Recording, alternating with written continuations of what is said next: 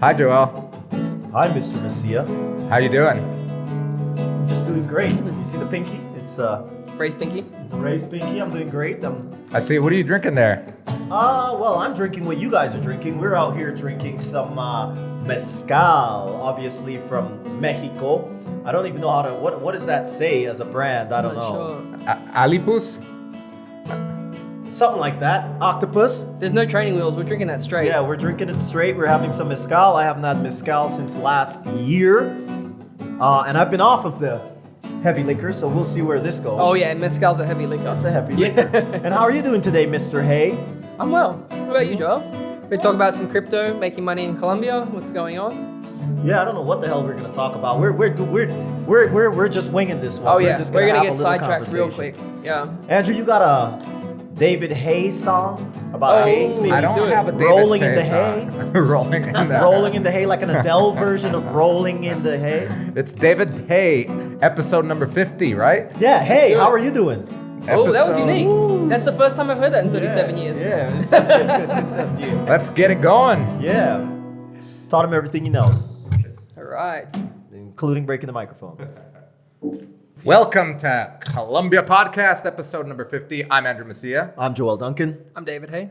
David Hay is in the studio today. We're going to be talking about some crazy stuff and some non-crazy stuff, some Yeah. kind of normal stuff too, I think. Yeah. Really? A good I mix. thought it was just going to be crazy. A Well, mixed bag of nuts. I think it just depends on how much we drink. Yeah. Well, we've the whole already- time that I've known you guys, we've never talked about anything that hasn't been crazy. That's true. That's true. And I've known you for like, 2 years. how long now? 2 years? Yeah, a little It's over. been 2 years. That's it? I met you guys when I first moved here. That was only 2 years? Yeah, right away. Well, when I bought my dog too, I bought Chewy, right? Yeah, so that was 2 years ago. Yeah, pretty much within the first 2 years two or ago. 3 months. Yeah, you have an internet famous dog named A Chewy. very internet famous dog, Reddit front page famous dog. Yeah, I Reddit know. That front was a page. big deal. It's funny too. I have to take Chewy out now. I take a leash with me just so everybody knows that she's owned. Really? Because I don't have a leash. She's just obedient, so I don't need a leash. I don't need a yeah. collar or anything. She never is in the traffic, but. People try to adopt her or take her home or think she's a lost golden retriever. And now I just take the leash with me. So Nice. You Yeah. gotta do what you gotta do. gotta do. But she's a great dog. Yeah, that's a good. So happy Saturday night, everybody, for all like two of you that decided to tune into this. God bless your soul. You're good people for helping our egos. This is what our Saturdays have become. This is for us the equivalent Quarantine. of like going and grinding out to reggaeton in a club. Instead, we sit around and talk to people like you, David. So, Your stock dropped fast. yeah, This went from a Wednesday night thing to a Saturday night. Yeah, yeah, Saturday yeah. night thing. evolution. Yeah, so episode number 50 is with David Hay. He's a cryptocurrency investor living here in Colombia. And he's got a pretty famous YouTube channel, right? It's just my name. It's David just Hay. David Hay, Yep. and it's got over 100,000 followers. It's pretty interesting. Obviously, he knows what he's doing when he's talking about investments, not only cryptocurrency, but he's also done some real estate deals here and stuff. So we're going to be getting into that. And also, obviously, the whole process of a foreigner living here. And in this case, it's an Australian. Have we ever had an Australian on the show yet? We've had- Sam Miller. Sam Miller is Australian. Yes. Yes. But I don't think we've had anybody yet. Richard. We've had. This is the second person that I Wait, you think interviewed has. Richard? Yeah, Yeah, back in he the was- early days. Oh, like wow. episode number 2. So you're like You the were second really scraping person for guests. under the. I mean, interview is a strong word because that's a cluster. That's a mess. it was like episode 2. Or Okay, first and okay, stuff. yeah. It was like your sound check. Yeah, but it's the first time we've had somebody who I would say, as far as what I know about David, is that somebody who is definitely retired before they're 40. I would say that you're living a retired or at least a semi-retired just sounds too soft. I'd say you're Nah, retired. have you ever seen me work? Exactly. Yeah. No, I've never seen you work. No. So it's great to have somebody who's retired before the age of 40 and seems to be living a really, I would say, fun life based on, Yeah. on what I know. I mean, a big part of this podcast will be how you got there. I mean, how you got here to Colombia and all that stuff. Sure. But your advice to people and stuff. So it's really exciting because I'm turning the big 4-0 this year, and I'd say far from retired. I'm not Far from retired? I'm pretty far from retired. Yeah, but the thing with retirement, and this was what happened to me, is that I was broke at 23, 24. I didn't have a lot of money at 27 or 28, and then I had a lot of money at 31. So you don't realize that you don't realize you're making good investments, and a lot of things don't pay off until you really work on them and mature them. So, I remember in business for 3 or 4 years, I felt like I was constantly losing money. And the next 3 years, I felt like I was making a tiny bit of money. And then, year 7 and 8, we paid off all the equipment. We had a good reputation. All the effects were compounding. Yeah. So, you don't feel like you're winning until you've already won. Yeah. It does feel like you're constantly losing. And then you look back and you're like, oh, hold on. I got enough money to pay bills. I got enough money to pay employees. I'm not. So that transition's fast. I would say that my transition from being poor, or let's just say not, worrying about rent, to being fairly successful happened in 3 or 4 years. Okay. Right. That's a good window. Yeah, So but I let's- think what Joel is kind of saying is that, and I feel the same way, is that literally if we wanted to, we could just drop everything and just live off of our investments now and be retired. But I don't think I'm ready for that. When I was young, I always said that, like, by the time I'm 35, I'm going to retire.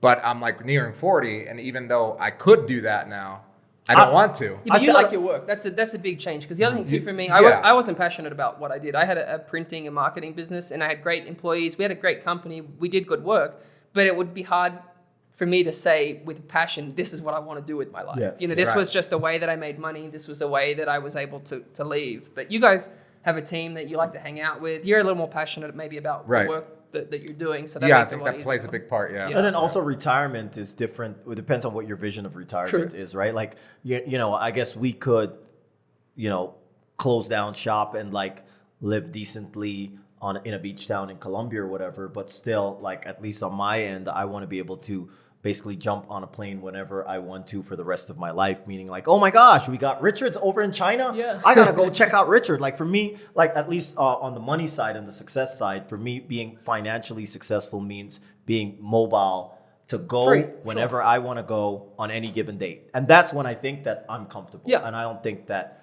I know that I'm not there.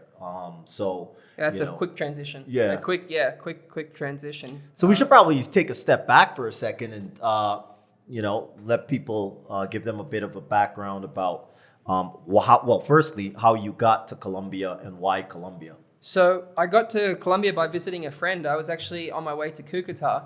Yeah. And I had a friend, Nick, a mutual friend here, Nick, who said, just stop by on your way here. And the reason that I was in Colombia, I was working on a crypto project that had to do with crypto distribution. So it did terribly. It was a huge failure in the fact that we wanted everybody to use cryptocurrencies as a digital cash. And, this was back in 2017, 2018. And I was trying to find sponsors that would let me set up on the border with Venezuela and basically distribute crypto to people so they could start using it as digital cash rather than relying on a Colombian peso. And of course, as soon as I came up with that idea, came out here, the price of crypto probably crashed 80 or 90%. Wow. People that were offering money. At the start, I had sponsors. We were doing very small projects while we were trying to gain momentum, and everything was very positive. And within the space of 2 or 3 months, everybody was losing their shirts, and this idea. And what year and month was that, more or less? I want to say February, March 2018. Okay. And so while I was down here visiting, I just realized that I liked it here a lot more than I liked living in Las Vegas. The cost of living was a lot lower. The people are a lot friendlier. There's a lot slower pace of life. So, even in the space of just being here a few weeks, Vegas is great in a lot of ways, but it's also sort of isolating. You live in a house, you drive to where you go. People are not particularly friendly. The circles are closed. I met you guys within probably 2 or 3 months of staying here, and we Yeah. have a huge social circle. Yeah. I mean, any day, any Tuesday afternoon, we have a soccer game going on. I mean, things that just don't happen in America. And a lot of other things too. Here I don't need a car. I just don't need a lot of things. Yeah. Whereas in the US, you have to have a car. You have to have all these other things that go along with it. And it doesn't improve your life. You're using more assets, you're using more money, but you're not having a better life. Yeah. I got an electric scooter. I have a taxi, before quarantine, I have to say it's not fun with quarantine, but before quarantine, Medellin was the best city I've ever lived in. for sure. Hands down the best city I've ever lived in. For sure. Cheers to that. buddy. Yeah, to cheers that, to man. that. Cheers to Medellin. Cheers to Colombia. So, but you've got a very that's a Las Vegas accent. No, mixed, because I grew up in Australia on a farm. And then when I was 18, I came out to San Francisco. And then I was lucky enough while I was in high school to get some of my certifications with Microsoft and Cisco. So this is 2000, so probably the worst timing ever. I bought a ticket to the United States in July 2000, and I was finishing high school. And then, of course, right between that time and my plane was set to leave, September 11th happened. Oh, wow. Good. So I bought my ticket. I basically, in high school, selling my car, getting rid of everything, thinking my dream is to go to San Francisco. And within 2 or 3 months of buying my ticket, that happens. Everyone's saying you're crazy, you can't go, you got to back out on these plans. And then I just thought, well, fuck it, I'll go anyway. It wasn't, By yourself? Yeah, by At myself. 18? San Francisco. Oh, yeah. I didn't. Well, I was rural. In rural Australia, there's not a lot of opportunities. You know, Okay. there's not a lot of people around you that are succeeding and doing the things that you want to do. Okay. And for me, being in tech and having that background, and I was also an eBay seller in Australia and had some moderate. As a kid, I had enough money to not have a job working for somebody else, which was an awesome achievement. That's amazing. Yeah. So my whole goal was to come over to San Francisco, get in the tech scene, and pre-September 11th, it was like, you know, if you could get your Microsoft certifications and your engineering certifications, it was big money. And unfortunately, that didn't play out exactly the way I wanted. I got to San Francisco and everything was in chaos. I found a job with a military contractor and ended up working for a military contractor for 3 years. Okay.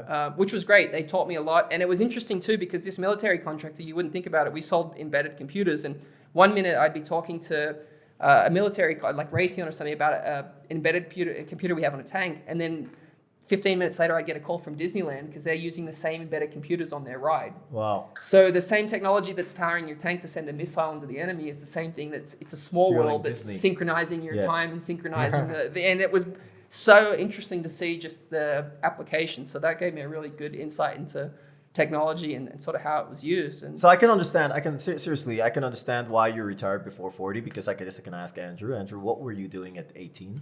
I was doing drugs and drinking and playing in a band. Sounds. That's probably not the formula that he went with. I don't know if he was. Well, no, I did that later. Oh, you did that later, For okay. me, I was like, let me be a little bit successful, and then then I'll let my hair down. No, I was the same way. I was like 18. Man, I was just in university, but I remember at 18, I was, I went in underage because the legal drinking age and partying age is 19 in Canada, which is younger than in the US. So me and one of my friends, Danish, who designed my logo, my photography logo, we were 2 of the 3 youngest people to enter the university. And we couldn't go to the parties legally. And I remember one time we're sitting there and we're like doing our little studies in the university and we hear music coming from the residents. And we both were like this. And I would look at him and I'm like, what the fuck are we doing? We're so young. We're supposed to be having fun. Today's a Saturday and we're studying. And I closed my book and we ran over because you didn't need ID to go to a house party. And that was the decline of my first year in university from like a great student to like nearly failing. That was me at 18. And again, I mean, he was in a band and, whatever. You're over here talking about microcomputers. I don't even know what type of computers I mean, that happened. I just didn't have that luxury. I didn't have sort of the backing or anything for that. So what happened is I worked and I went through a few different businesses. I had a limo business for a while. Businesses that didn't do particularly well, but just allowed me enough to not have a real job. And I remember when I was probably 27, 28, ran into my first bit of money, and the first thing I did was buy a boat. Like literally, You bought a boat? A boat. I lived on the boat for 2 years. It was fantastic. The best thing I ever did in my life. I mean, everybody, it was like, this is such a bad financial decision. This is a terrible idea. You don't know how to sail. All of this was completely true. A sailboat. Sailboat, big sailboat. Yeah, it was fantastic. Oh man, happiest times in my life. It was before the real success, where we were successful enough to have beer money, but not successful enough to really be blowing. Yeah. And I moved out of my house. I lived on this 36 feet. Well, it was not huge. It wasn't a yacht. It's pretty decent size. Enough. Yeah, it was a bathroom, a kitchen, and a bedroom. And the weekends would happen, and I'd have friends over, and we'd be sailing in San You're the Diego. guy with the boat. I was the guy with the boat. The guy with the boat. And it was the best. It was a goodness. highlight. I mean, it was a highlight of my young life. single male with Being a boat. 27, 28, living in San Diego Harbor on a boat, and then having even just a moderately successful business, and that was the height. I would have to say that was one of the most enjoyable times of my life for sure. Right. And fast forwarding to Colombia and Medellin, how did you end up here in Colombia? So, like I said, visiting Nick was really just planning on working down here. Because, again, my ex-wife was Venezuelan, so I have that connection to Venezuela. And I'm working in the crypto space. So a lot of people are in crypto to make a ton of money, which I support. Do your research, make money. I'm a capitalist. There's no problems with that. But my interest really in crypto is because I was thinking about this the other day. You know, my family is scattered around the world. So I have family in South Africa. I have family just in every continent. And I was thinking when my uncle married into a Jewish family and we were at his wedding when I was a kid, I remember meeting somebody that had the tattoo from the concentration camp because it was the Jewish side.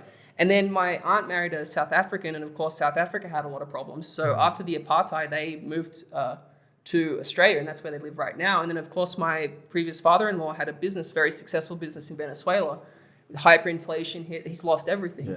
So for me, I've had a lot of experiences that normal people wouldn't, but I don't trust the government. I am very I want, be optimistic, but the thing is that in my life I've witnessed lots of things where you'd be like, man, hedge your bets. Don't trust anything. Don't put all your eggs in one basket. So for me, coming down here, I really wanted to get people in crypto just because I wanted to get them away from using I wanted to give them an option. Yeah. You want the peso, that's fine. You want to hold Bitcoin, that's fine. But the problem in Venezuela and the problem with these other places is that people get stuck. There's no ability to move funds. And if you're a Venezuelan and you've worked your whole life and you have this hyperinflation, it doesn't matter how you play this. It doesn't matter how you play it, you lose. Mm-hmm. So my intention was really to work on that from America. But once I came down here, I liked it a lot more. So I just stayed. Okay. And you came down 2018. 2018. Yeah, I started 2018. Okay. Yeah. So I guess before you were here, you were in the U.S. Yeah, in Vegas. In Vegas. Yeah. So I guess one of the big questions for me would be like, okay, what was the main difference that you caught? Just living life here in the weather. Really? I mean, it's not that it was interesting because before that I was living in Spain, in Mallorca, Spain. Previously, Surfers Paradise, Australia. Before that, San Diego. So all of the places that you would associate with incredible weather. Mm-hmm. And the weather's great. Don't get me wrong. The weather in San Diego is much better than the weather in Canberra. The weather is much better than Chicago. But you come to Medellin, and it's the only city in the world where the weather doesn't exist. Like literally, the weather in Medellin, it's just always nice. Yeah. Like we're here in a shirt. I own one jacket here, right? Like it is. You wake up in the morning. It's not cold. It's not hot. It's just.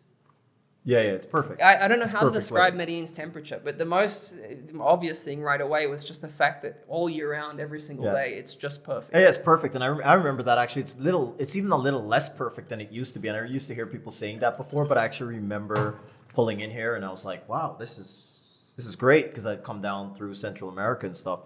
And a lot of people go, oh, you're here because of the girls. Well, obviously the women and stuff, it's a plus, but it's amazing from somebody and I've lived in several places also. And when you come here, you're like, this just feels right. Like I've been in some places where it's just so humid and sticky. Or some places where my skin just gets itchy. Or like allergies, like even in the summertime in Canada and the US, like I die with allergies. Yeah. I was in Washington, in Maryland, and they've got the cherry blossoms and stuff. I die during that. Canada, maple. And in here, I don't think that the trees that are in Colombia give me like the pollen and stuff. It's not the same stuff as in North America. And so right away I'm like, oh man, the weather's great. And I'm not like sniffling and having to take like an Allegra pill or something like that to not. Minutes, So the weather is definitely incredible. Yeah. So, and as far as your life here, when you first got here, I'm assuming that you had to rent an apartment, right? Yeah, rented an apartment and got lucky with that. The other nice thing with moving to Medellin, and I had this in a few different spots, but when you work in the digital nomad community, you generally meet people who are a lot more interesting. You meet people that have had interesting life experiences. They're not always the same, but they're always like the path less traveled. Yeah. And I remember, like, for example, living in San Diego and working corporate jobs, is you meet people and like they're sort of beaten. Like, oh, I hate my wife, I hate my life. They're just people that are not very happy. And you go to the expat community, and like a lot of our mutual friends, they're not particularly wealthy. They're not maybe even particularly successful, but they are very happy. Pretty they free. all have free. You call these guys at 10 o'clock on a Tuesday morning and say, hey man, you want to grab lunch? And they say, yeah. And you call a friend in San Diego, say, hey, want to grab lunch? And they say, next Friday because I'm busy. We got to schedule this, and this. So, the other nice thing too in this community is that people actually have time. Yeah. So here we are recording this episode, right, in a room that has no air conditioning, no heating. Yeah. This room, no air conditioning, no heating, no ventilation. It's beautiful. Yeah. You've got friends that you can actually call and spend time with. your time, you don't have this huge opportunity cost. So in California, it doesn't matter how much money you make, you're losing money just by breathing. that is you true. lose money just by expensive to breathe. just by property tax, just by everything else that Yeah. happens. So you come here and you're just like going to a beautiful restaurant for lunch and it's $3 or $4. You're working with friends that are interesting from all around the world that are all, again, not driving for success, but driving for quality of life. Like where else I've never been anywhere else in the world. We play soccer before quarantine. This is all before quarantine. Play soccer 2 times a week, and you're like, who's playing soccer at 10 o'clock in the morning on Wednesdays and Fridays? Fridays. I'm trying to get there. I'm just saying, like, can you imagine any other place in the world where 30 people, or like let's say 20 or 30 people get together at 10 o'clock on a Wednesday morning to play soccer for 2 hours? But it's weird though. It's not just, and you see a lot of foreigners now, like back in the day. Yeah. We passed by that before they redid the little cancha, the court there that you guys play at. It was a little more like rustic, but you'd see Colombian guys, our age and younger, playing at 10 o'clock, 11 o'clock in the morning. And I always said, these guys don't have jobs. Like, I don't even get how they do it. Maybe they're shift workers, I don't know. And then all of a sudden you see this transition from like 2011 to now. You see like it's a mix. It's like half foreigners, right? Obviously foreigners are in there and Colombians, and they're playing. And I'm like, holy shit, these guys here on a vacation and they found out about it or whatever. So it seems, it's just time. It seems like it's a much more flexible, fun schedule. The other thing too is people aren't really chasing money here. I mean, you need to pay rent, you need to pay food. Yeah. But it's not like how do LA or how do San you Diego. Like, I'm just asking you this as a legitimate question. How do you flex on somebody here? Like, how would I show off? Like, you're not going to wear jewelry because you get robbed. The street crime and stuff. So that's sort of stupid. So if you're one of those showy people that like to wear brands, like that doesn't work here. It doesn't really work. There's so many knockoffs that's like, it's oh, not it's just impressive, another right? So guy with a so- fucking Nike tracksuit. I don't want a car. Like, what's a car other than getting parking tickets and being more? You could flex with a car. Here. You can flex with a car here. You just rent a car for a weekend though. How would you? But I don't know if you can rent a high-end car here, but you can. Who flexes with? Who do we know that flexes with a car? I'm not gonna say it, but Okay, I don't there know are people anybody. but there's people that flex. Well, don't I know if only they're know flexing. one. Yeah. Oh, there you go. Yeah. So I out only of everybody you one know, I don't out know of anybody. all of my social network. Yeah. And I only know one person that has a really, really nice car that doesn't even exist in Colombia. Young Poppy did too. Yeah. Yeah, but I mean, But I've seen many of those. The same car. But flexing means if you have like an Audi, like an A4, we just make or nice. whatever, Yeah, exactly. That's flexing. Show, That's pretty showing, flexing. showing your wealth. That- Anytime you show your wealth. Yeah, that But will it's impress- not like when you go to you're in San US, yeah, Francisco No, or you're in like in just LA. Las Vegas. Everybody Las has a nice Vegas. car. Everybody's So- worried. Everybody's judging you on the car. And then the people that you don't know whether that person actually bought it in cash or is actually rented it for the is weekend. Is it on a loan or whatever? Yeah. Yeah. And people are struggling to pay payments out there and stuff. And here it's like, why do you even need to go through that hassle? You don't need to go through that Who hassle. are you trying to impress? The Yeah. women are beautiful. They'll like you if you're catching a taxi and riding a bike. you know? Exactly. I think they like you more if you had the Audi or the Well, not the type of Ferrari girls you or want to the- know. Yeah, maybe not the Yeah, same okay, type the of type, girls, maybe. yeah, like that's a different story, but that's a completely different Yeah, yeah. story. The type of girls that you want to know aren't going to be impressed because Yeah. you have a car. Yeah. Yeah. That's Don't- true. Don't That's tell true. me. All I got is shoes. I got sneakers. I got no car, no bicycle, no electric scooter. I got none of that. But that's relaxing, right? You come Yeah. to a place and you're not grinding, and you're not grinding and you're not trying to take on all these material possessions.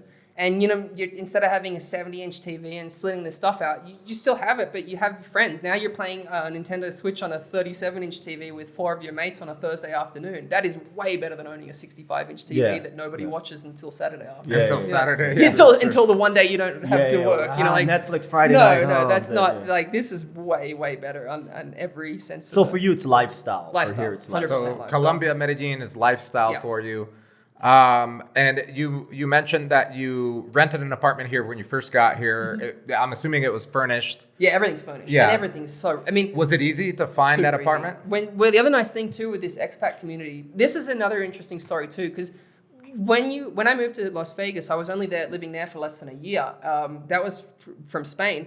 You move into moved into a nice house, bought a car. You don't meet anybody. Like you really Yeah. you go to the gym. Everybody's sort of closed off. Yeah. And you come out here and everybody's like hanging out. So the other thing too, like working with construction, you need anything done you just go to your network of friends and say, Yeah. hey, who's the construction That's guy? right. Hey, I need this. Who's this guy? Yeah. Hey, can you take care of this? And Where can I get vegan hamburgers? the social circle here is so tight that it doesn't matter. I got in trouble with the police. Can somebody get me a lawyer? And whatever goes on here, the expat community takes care of itself so well. If you're a loose cannon and you're doing things you shouldn't be doing, you're in problems. But if you're just a regular good person here, and people go out of their way to make sure that you're welcome. People go out of their way to make sure that you're included. And for me, 2 years, people talk about how crazy and dangerous it is. I was living in Las Vegas. They had that shooting at the hotel less than a mile and a half from my house. 150, 160 people shot. Yeah. And so people talk about how dangerous Colombia is. I mean, that was a mile and a half from my house. I was at a gas station in Vegas, and I witnessed a robbery while I was filling out my car. Yeah. So it's interesting that people talk about how dangerous Colombia is, and maybe some street level crime is, but for the most part, it's not at all what you would think. I've never had a problem. In 2 years, I haven't had any. Even well, it's smart. There's also marketing, right? I mean, again, these countries have their history. So does the U.S. have their history of like violence, of slavery, a whole bunch of different stuff, right? But I think it's a marketing campaign. I don't want to say it's like ethnocentrism, like our culture, we are better, we are safer. I think it's a marketing campaign that Canada is the best country in the world. The U.S. is the best Canada in the whatever world. sports team, whatever city you live in, you have the best sports team. If you didn't have the best sports team, you wouldn't be patriotic. But there's still I think it's like almost like a marketing campaign that like the United States is so safe. Do you know what I mean? Like everybody thinks. Yeah, but the only people that think that are the people living in the United States. That's what I mean. That's what I mean. But I think it's and have never been anywhere else. Exactly. If it's you've a way never to traveled, keep people there. If you've never traveled, if you don't know anything about the rest of the world, you think living in the US is somehow more advanced and safe, despite the fact that people are eating out of, despite you've got huge homelessness, no gun control. Like there's so many different problems at the same time in the US that once you start traveling, you're like, wow, that's a very. He used a word just now. He said advanced. Because again, you think Colombia, and I may have been even guilty of that before. I thought about the Juan Valdez guy riding through the mountains, and there are those type of guys, the campesinos that are there. But talk about advanced, man. I remember back in 2011 when I went to Santa Fe Mall, and I was sitting in the food court thinking, well, this is probably one of the nicest food courts I've ever seen. All day. And the little buzzer, like you order a steak or something a steak, right? Like a proper steak. Fantastic steak. And then they give you that little buzzy thing, and it buzzes off, and you go, they bring it to you, or you go pick it up. And I'm sitting there, and again, I'm from Toronto, which is, I'd say, a very, very advanced city, and I'm sitting there, and all I hear is, and I look up, and the whole mall's roof is opening up like a sky dome. It's a modern city. Opening up like that. I'm seeing birds flying. I'm on the top floor of a mall, and I'm like, this is definitely not like a backward. This is a very developing. That's actually a good point. People think that Colombia, for some reason, is backwards, and then you're like, hey, a robot delivered my lunch today. A robot drove up to my door, pressed the button, delivered my lunch. If I want sashimi at 11 o'clock at the night, I hit one button in my phone, and 15, 20 minutes later, somebody's knocking on my door delivering this stuff. A lot of the legal problems, for example, you want to buy alcohol, you can buy alcohol anytime. They'll deliver. You want 4 6-packs at 12 o'clock or 2 o'clock in the morning delivered to your house, somebody will bring it right to you. So, I mean, you have things like Rappi, you have all these other services. This is not a backwards, in any way a backward. My life here is way more advanced. Way more. Yeah. My internet's fantastic. It's almost like more comfortable, right? It's like, you're like, oh, I miss the comforts of home, but really, did you have someone delivering stuff to you? No, definitely not. Did you? You can't do any of that. Yeah. Did you have even the Ubers out here? Oh yeah, Uber's great. Yeah, it's so much cheaper than it is at home, and you can you could do a 40-minute Uber ride here, and it might be you know what? I gotta big up. I've done it before. I gotta say once again, thank you, Mr. Tim Ferriss. Thank you for the 4-hour work week, because it's funny, like a lot of stuff went over my head when I first went, I read the 4-hour work week, and it's like, oh, well, that's, I applied a lot of stuff, but I thought, well, it's a little far-fetched. It's a little far-fetched in my head. Yeah. But if we fast forward, I read that back in 2010. This is 10 years later. It's actually, we're sort of living the formula that Tim Ferriss put down in the book, which is, earn dollars, live in pesos, all day, and pay in rupees. We don't pay in rupees anymore. We still pay in pesos. But it's such a different level of living when you discover that. I think it's safety, right? We're all afraid of something, right? When I first came here, I was terrified. Yeah. First time here, actually, first time in Kukutar, I had an armed escort. Armed escort with a motorcycle escort behind. Yeah, that's crazy. Absolutely. But I think we're all like in the States and Canada, we think it's it's defined as the first world, the developed nation. that unless it's Europe or Japan, right? Yeah. You automatically assume Africa, Latin America, Everybody's anywhere shitting is holes. shithole, right? So I can't go to those shitholes because It's too they dangerous. might rob me. Yeah. They might kill me. I might, and then when you suddenly open your eyes and you're like, wait a second, when you realize that you can earn money Yeah. and be here at the same time, and you're like, wait, if I earn $50 today, it's like earning $250. You could live a fantastic life on minimum wage. If Yeah. you made a minimum wage US job and Yeah, you you could have lived a in fantastic Colombia, life. you would be not just living sort of well, you would be eating out at restaurants, Yeah. you would be taking taxis wherever you want to go. Taking the weekends off. You could Yeah. make $10 an hour here, US, Yeah. and convert that over pre-quarantine because everything's fucked with quarantine. But, and living just a fantastic, you would really be living a nice life here. And That's the American and dream. That was the other caveat to that too. I say that I'm retired, but I had the opportunity to make a lot more money if I stayed in my business. Obviously, I would, but I sold for the least amount of money I could get out of my business. It wasn't about me selling for the maximum. It wasn't about me being rich. It was like, how young can I be with my freedom? What's the minimum? And what age was that? 31. 31. You Yeah. bought your freedom at 31. Bought my freedom. And I'm not, look, I can tell you it wasn't $1 million. I didn't do $1 million deal. I don't want No, to but talk still, about no, it. yeah, A lot the less than $1 money's not million. necessary, yeah. But it was enough money to buy my freedom. It Yeah. was enough money to where I made some good investments in real estate. I diversified. I still don't have, I have a cash flow, but not tons, not, Yeah. So again, people talk about what makes them happy. A lot of people just spend money mindlessly thinking Yeah. that their life is going to be better. I'm going to live in Las Vegas. I'm going to have a nice house and car, but then I'm also going to have so many bills that I have to work 160 hours a week just to cut, or a month to cut those bills. So Yeah. I made that decision early on and to live a little more humble. But, I bought my freedom and I bought my time. And how old are you now? 37. Oh, 6 years free. It's been a great.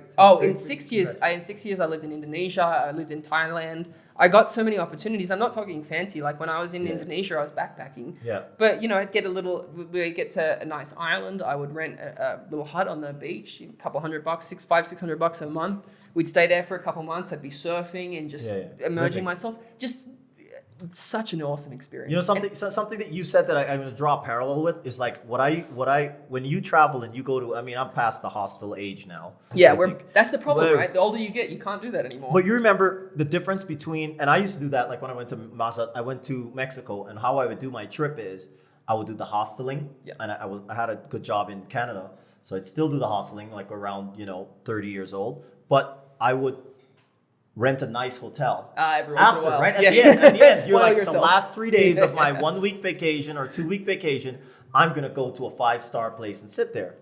And I always hated that part of the trip because I would sit with my 5-star ass at a table and no one would talk to me. Nobody. No one would talk to me. And then Nope. you go to a hostel and you're like 5 minutes in and you're sitting with people having beer, sharing travel All stories. day. That's how I compare the United States and Canada to Colombia. Yeah. Colombia is the hostel. Yep. Colombia is a hostel. Yeah. You come here, by end of day, you could probably meet some folks just sitting at a cafe or you something. sit still long enough. Yeah.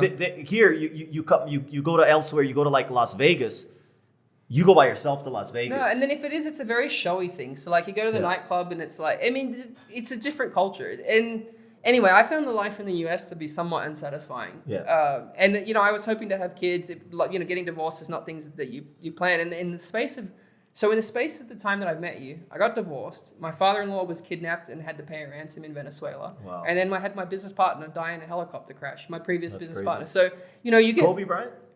No, I'm just joking. I know. I heard that was a sad thing. it's just by the sad. way. Right? So Yeah. you just get given some shitty cards in Yeah, life, yeah, yeah. and then I was thinking about that the other day. So 2 years of just really terrible situation after terrible situation. We've been friends the whole time. Yeah, yeah. I live a great life. Yeah, I could tell you all the things that went wrong in my life. I could tell you all the things that day to day when I wake up in the morning, I think, wow, I got a lot of things to be thankful for. Yeah, a for lot more things to be thankful for, and remaining positive. And wow, I just think that's even with.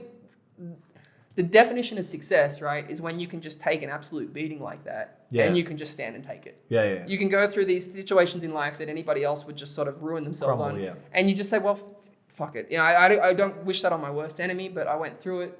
It is what it is.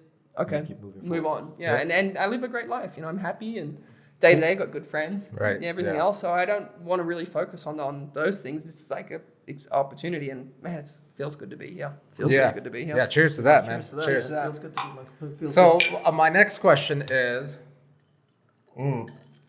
talk about cryptocurrency. So I know that's your forte, and That I know is my that you have a very successful YouTube channel Yep. about crypto investing. So I know that a few years ago, cryptocurrency just blowing up. Bitcoin was at the highest point, and then it just dropped, and a lot of people lost a lot of money. I threw money in there, not in a significant amount where I'm like, oh, damn, I lost a bunch of money. But it was like one of those things where I was just not interested enough to follow it. Like everybody else. Yeah, so I don't know what's going on in the crypto world.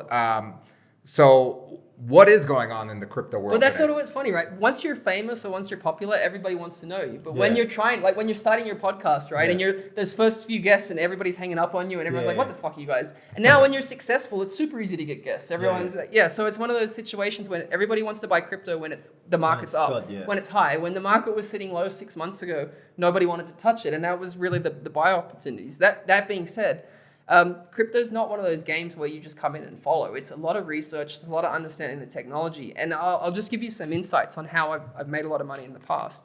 I really go a lot from my personal experiences. So when I was living in Thailand, for example, this is where I was taking the time off. I was 32, 33 at the time.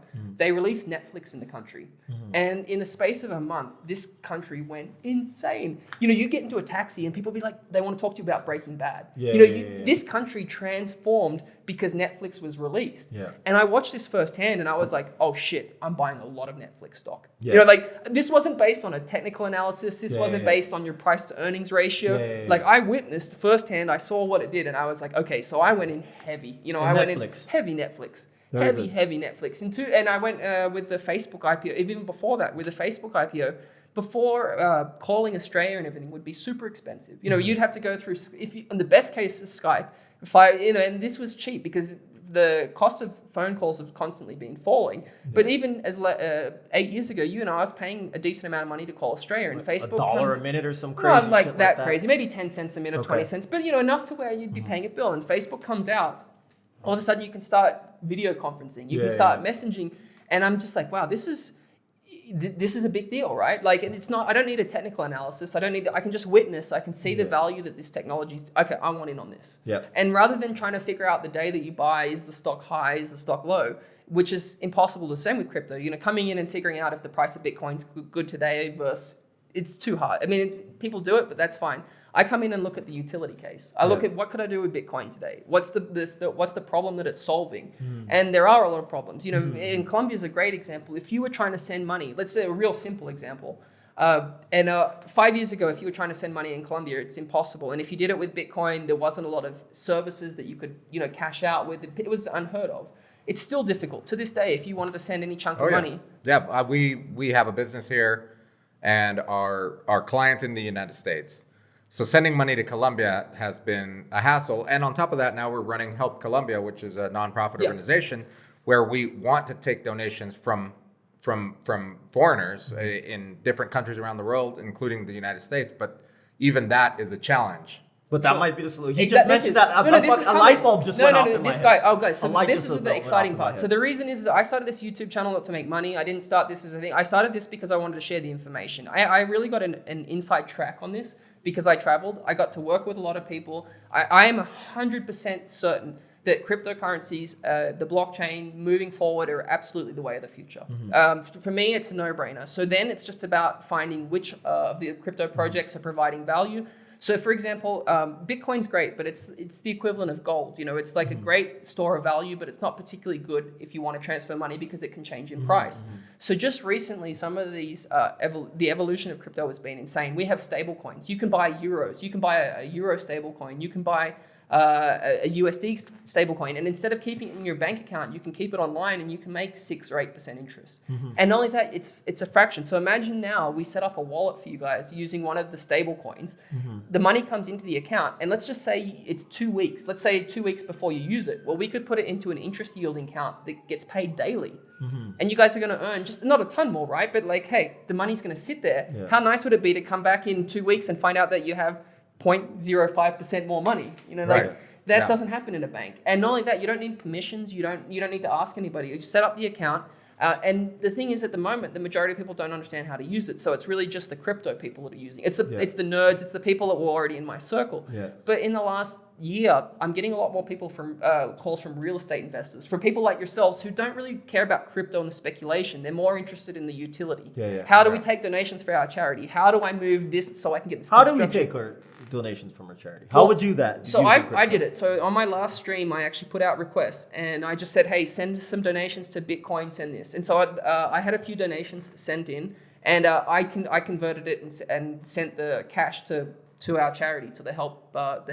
What do you say you help Colombia? Help Colombia. What do you We mean you changed the name. converted it? So break it down simple language for us. What did you do?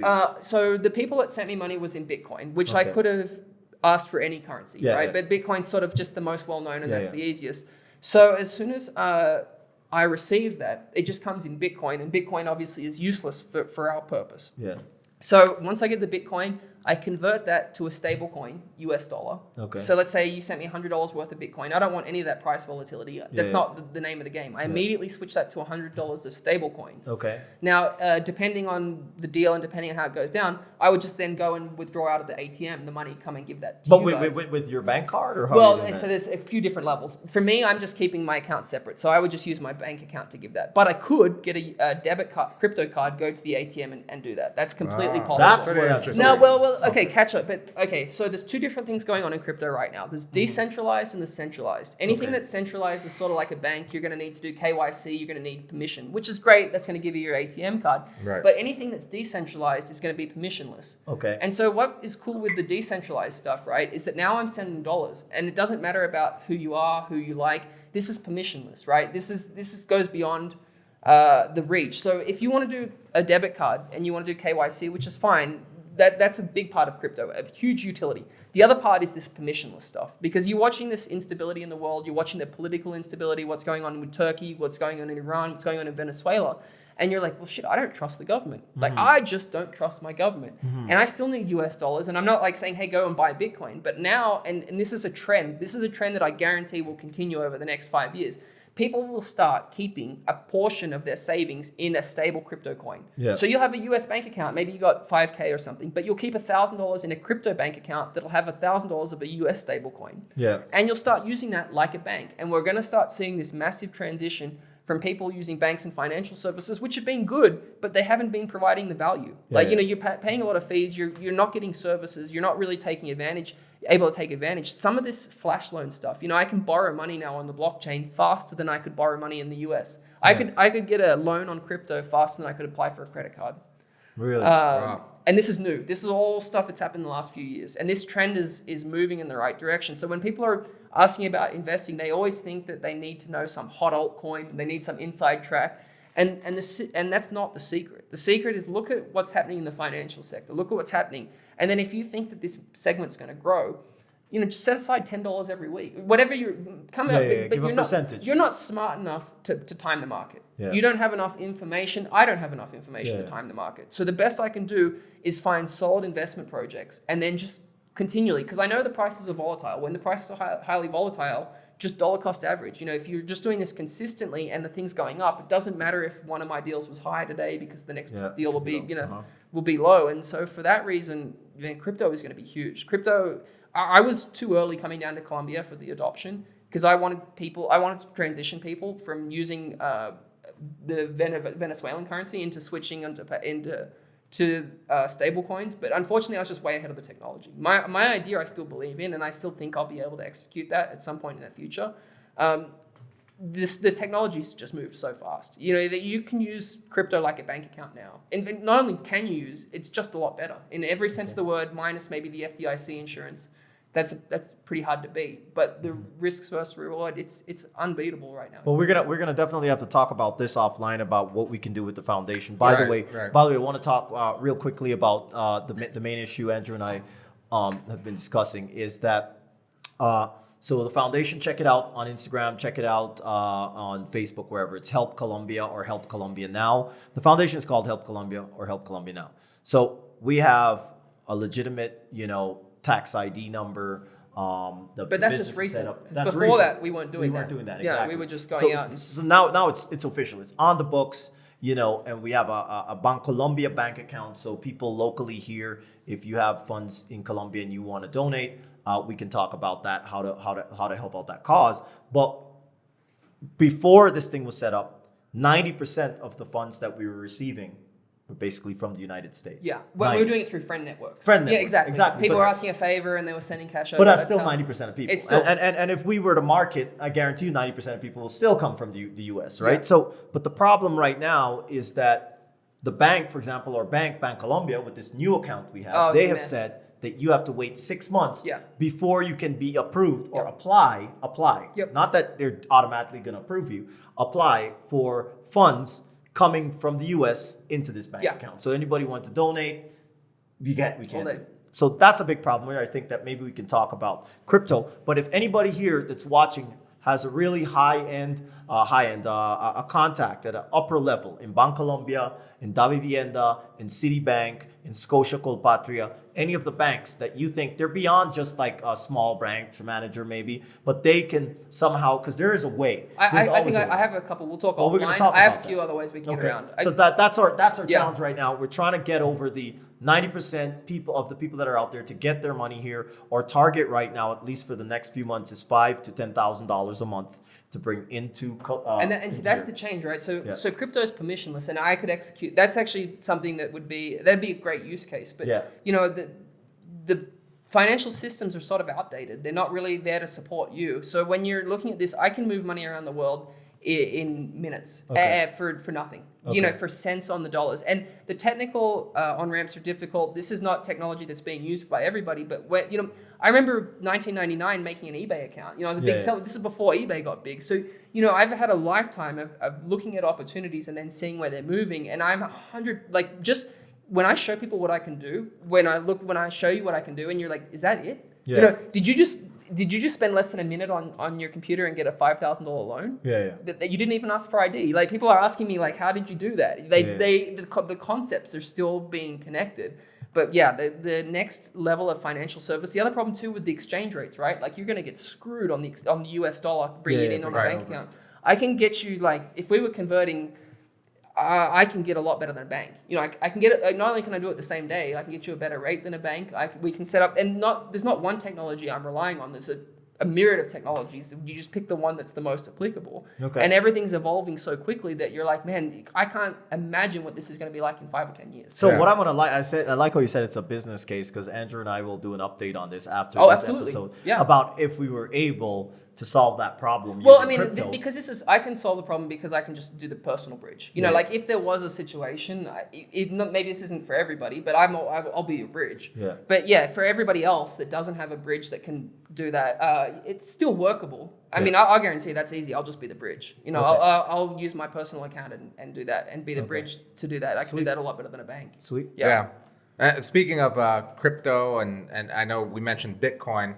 Is there anything that you're excited about in the crypto space right now? DeFi. Everybody is DeFi? all about DeFi. Well, and tell us about So DeFi. here's what's going on with DeFi. It's a buzzword. There's tons of money, like literally millions of dollars pouring into this every single day. And I would say less than 0.1% of people bother to actually understand the technology. It's like one of those things where everybody invests in Bitcoin, but you're like, why are you investing in Bitcoin? Because it goes up. Yeah, well, okay, you're probably going to lose money. And like probably you're not going to have the discipline. It's going to be a weekend. The market changes. You're going to sell. So this DeFi stuff is coming along. So what's happening is people are saying, well, why do we need a bank, right? What happens if we just write a piece of software? What happens if we write a piece of software that you put your money in and we'll match you with people that want to borrow, right? There's no bank. And then on top of that, if you're a lender and you're a borrower, we'll give you a vote in the governance. So it's like a community bank, right? Where the people that are using the platform vote on what's going on. There's no organization to sue. There's no organization. Now, let's say you're worried about the security of your funds. You can buy an insurance contract from a third-party vendor that will insure. Like you could buy an insurance contract on your savings account if that was really a big worry for you. Yeah. So, okay, that might... Affordable insurance. Yeah, well, at the moment, some of the insurance is running like 12% a year on there. But if you think that you're going to make 6 or 8% interest on the money, so with an insurer, like that's now you're starting to approach FDIC levels of security. Now, I don't have any insurance on my accounts. I don't need, I'm secure enough with the risk and the reward. But I'm just saying that these are all new services. So now we're talking about decentralized banks that don't have a president, They don't have any. They're just a piece of software. They can't even be sued. Like you can't even come out and be sued. So you risk, maybe something going wrong in the code. You miss something going wrong in the hack. But the more time that's being spent in this space, the more resilient it's getting. The longer that Bitcoin exists without getting hacked, the more you're like, okay, this is probably not going to get. This is like it's getting stronger. The code's getting stronger. This has been tested. So this DeFi space, I didn't see it coming. I was much more interested in crypto for the store of value and the digital cash. But this decentralized borrowing and lending, using crypto as a bank account where you don't actually have a customer. Now, you don't have a customer service. You're not going to get all those nice things, but you're not waiting 6 months. Doesn't care where you are. Doesn't care who you are.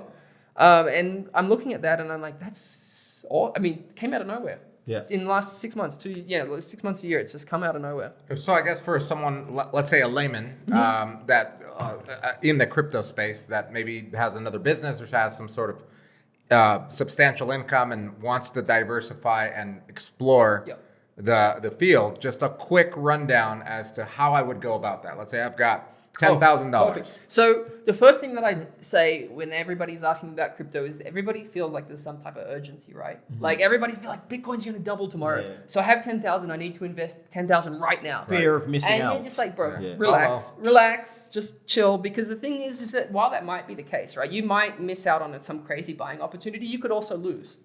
And so the thing is that when you identify a good piece of technology, let's just take Apple stock, for example. Is it really important that you bought Apple stock in 1999, 2002, 2004, 2006? Obviously, if you bought in 1999, you made more money, right? But the real value, the most important part of this whole thing is identifying Apple as the good company. If you identified Apple as a good company, you won the game. It doesn't matter if you slowly invest, obviously more money, but in identifying the projects, identifying value is way more important than rushing in. So people come into me all the time, especially when the market's hot, wanting to dump. Where should I put my money? I want to put 90% of my savings. Bro, relax. Just relax. You've got Binance, you've got Coinbase, you've got plenty of other good on-ramps. But anybody that's trying to sell you anything with urgency, I would be suspicious of. And then I would just say, relax, buy Bitcoin. Bitcoin's a no-brainer, right? Like Bitcoin has limited supply. Nearly everything's out there in circulation. It has a great brand. I would say that it's technically impossible for Bitcoin to go to zero. For the simple fact that if it was to go to zero, I would buy all the coins for $1. I mean, it's just, if it was, so if I'm the buyer at $1, obviously that there's going to be more. And so for that, there's always going to be value. It's hard to know exactly what that value is going to be based on everything else, but Bitcoin's been around, there's limited supply, there's no central party involved. So I would say that's a great place. Just buy a little bit. So let's be even more pragmatic about this. So your friend comes to you and they're like, I got 10,000 on the bank and I want to get in. You have no idea how often that happens. I bet it happens often. It's happening right now. I got 10,000. Listen, I don't want to understand anything. I just want to know, how do I make money easy and I want to do it fast. Really fast. But what would you, so they say I got 10,000 on the bank, David. I don't know shit about investing or anything. What should I do? And 10,000 on the bank. You say chill. But then they're like, here, how much do you want? What would you say? That's 100%. It's easy math because it's, $10,000 equals 100%. How much of that money are you saying, you know what? Give me X amount and I'm just going to put it into into Bitcoin. Just average it out. Whatever you want to do, just average it out over the year. So if you got 10K and you want to invest it right now, block that into 12 pieces and just buy. And if you don't want to do any research and you want to just be lazy and you just don't care about anything, just go Bitcoin. Buy Bitcoin. And you're saying buy every month, divide 10 to it. Don't care about the day. Don't even look at the price. Don't look at the price. Just say on the first of the month. It doesn't matter which day. On the 15th of the month, I buy this much. At whatever price. At whatever price. And if you're sure that you don't want to research, it'll average out. And you don't want to research, you don't want to know the tech. Don't look at the price. Buy Bitcoin every month and just don't look at the price. Because the thing is, if you do sell, you have to pay tax. If it's under a year, you're paying 50% capital gains. How much? 50%. Short term. 50%. Same with stock. Dude, if you do a stock trade right now and it's short term, you're losing half the money. You're absolutely. Shit. I actually didn't even know that. Oh, you're batshit crazy if you're paying. I mean, don't get me wrong. Majority of people are paying short term capital gains. They're either not reporting their income or they're paying short term capital gains. Both of which are insanely stupid. So is that just to avoid people shorts? So just basically hold. I don't know the wisdom behind the government's tax system. That's the US. Every country's a little bit different, but the US has some wisdom in the fact that once you own an asset for over a year, it's taxed differently than when you own it under a year. Yeah, sort of like a property, right? Like if you sold a property in the first year, or if you own a property for more than 2 years and you make less than $250,000 profit on your property in the US, that's completely tax free. Yeah, a lot of people fuck up their taxes. Yeah, that's another good thing. Yeah. You don't need to be rich. You don't need to make tons of money if you manage a little bit of money well. You can manage a little bit of money well and be way better off than somebody's making a shit ton that's not and you can make 5 times more money than you have we a see loan. it all the time in like rappers and basketball players, baseball players that get a ton of money, they just mismanage it and blow it all. So I guess the cryptocurrency, obviously you know that space and I guess that's what you do day in and day out. Absolutely. But I know that since you've been here, you've actually acquired some property. Yeah. Can you tell us a little bit about what you have here? Yeah, I can go a little bit into that. So I've always been properties. Okay, so one thing that people don't understand with property, and this is especially more applicable for the US, is that when you go and get a loan, you might put 5% or 10% down. So you're effectively leveraged 10x or 20x on a property. So let's just say that you put $1,000 down. Let's just use rough numbers. You're going to put 10% down on a property. The property you're going to buy for $100,000. Now let's just say that property shoots up to $120,000. That's $20,000 profit. Well, you only put $10,000 in. So if you're looking about how much money you put in versus how much money you got out, you put $10,000 in, you sold the place, you bought for 100, you sold out at 120, you got 20K profit. So you've basically got a 200% return on your original capital. The reason you have a 200% return on your capital is because you've leveraged from the bank. So in Colombia, you can't leverage. So this is not, Colombia is not a good first play. If somebody was buying their first place, if they're not sure, Colombia definitely isn't like that because you can't leverage. Okay. So you got to come here with your own cash. But that being said, that's a foreigner. As a foreigner, well, even as a Colombian, 15% interest rates are sort of 15% interest plus you have to put 30% down. So there is some sort of leverage and there will be some sort of return, but it's not like the 4% loan that you get in the US. And that's another thing. Credit is an important part of any economy. So Colombia doesn't have credit, and that's why a big part of their reason why their economy comes up. Because when you don't have access to easy credit, you can't start a business. You can't buy. You can't be it's hard to be an entrepreneur when you don't have access to capital. So that being said, Colombia is not a good place for. Although I've heard that that's advantageous from some real estate moguls. I've heard, and which I find it quite interesting. But that's why he said it's not good for first place. Oh no, Colombia. Well, first place, yeah, but leverage. But it's for first place. If you're now trying to dabble in real estate, it might not be the best thing. But what they said is you just described. What a few real estate moguls I've listened to have said is that it's the perfect climate for investment. Is you invest in a place where loans are hard to get. Exactly. Right. So the catch, that's the catch. So the catch is I came to Colombia and I looked at the numbers on the real estate and I was like, what is going on here? Because immediately something was wrong. I was looking at these numbers and I was like, these numbers are wrong. Yeah. It can't be right. And I was going through and I'm like, no, they're right.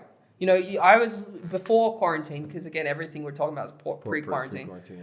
People were doing comfortably 20% return on investment, which is insane. Yeah. Insane. Like in San Diego, and there's 3%. You're praying to get 3%. You're praying to not lose money.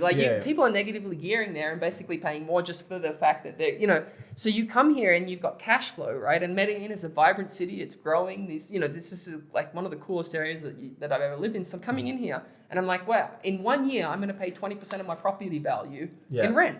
Yeah. It's a no-brainer. Yeah. That makes it so easy to buy, and people don't have access to capital. It's sort of hard here. So, the other secret too with real estate is that people often focus on getting a good deal rather than getting on a good property, right? Yeah. So you don't want... Much like the business you were talking about. Much like finding the right business to invest in versus trying to find that deal right away. Trying to get a deal. Find the Facebook. I'll give you a 50% discount if you buy this crappy house an hour away from Medellin that's in an area nobody wants to live in. And you got a smoking deal, but nobody wants it. Nobody wants it, yeah. And so with real estate, you typically want to go, if you're a real estate investor, you're going to be a lot more secure if you go with things that are in high demand. Yeah. Because even if the market changes, people always want things in high demand. When the market starts to move and things don't have demand, that's where you get burned. Yeah. That's where you have some property you just can't sell. You're not even in negotiating. Beautiful property overlooking the hills. But property for sale, nobody calls you. You're not negotiating. You just don't. You don't have a deal. Yeah. So you come over here. There's a lot of demand. There's a lot of great properties. So when I was looking at mine,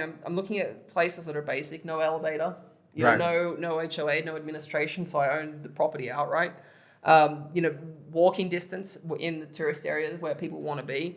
And then also because I had a little bit of skill in construction, you know, I bought something that was a tear down and tore it down and redid it the way that I liked it. And that went particularly well. And now I live in a really nice apartment here, and not really, really happy with how everything rolled out. So when you invested here, obviously as an Australian, As American, well, I'm Australian American. American, Yeah, half. well, as a foreigner in Colombia, you saw the property. You probably didn't get a loan here, obviously. No, you can't get a loan. Can't get a Absolutely. loan here, so you had to go cash. Yep. Cash.